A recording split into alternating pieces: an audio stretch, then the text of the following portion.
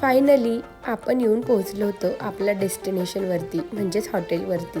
लहान मुलांना खेळण्यासाठी या ठिकाणी छान छान खेळणीसुद्धा आहेत आणि येथील हा मोकळा स्पेस आणि मोकळ्या जागेत असलेलं हे गार्डन मुलांनी तर खूप एन्जॉय केलं.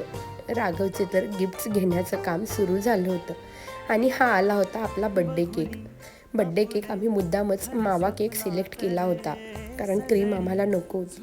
आणि ही आहे माझी सगळी माहेरची फॅमिली. हो, कारण बड्डे मामाच्या गावाला होता. त्यानंतर केक कटिंग आणि सगळ्यांनी केलं एन्जॉय. ह्या दोघांनी तर खूप डान्स केला आणि राघव तर स्वतः happy birthday to you, happy birthday to you असं म्हणत होता. गिफ्ट्स, चॉकलेट्स आणि सगळे पाहुणे आलेले होते. सगळ्यांना एकत्र बघून खूप आनंद आणि छान वाटत होतं. खूप दिवसानंतर घरात असं छान असं सेलिब्रेशन सुरू होतं आणि गार्गी तर राघवची टोपी ओढण्यात दंग होती. भेटूया नेक्स्ट पार्ट.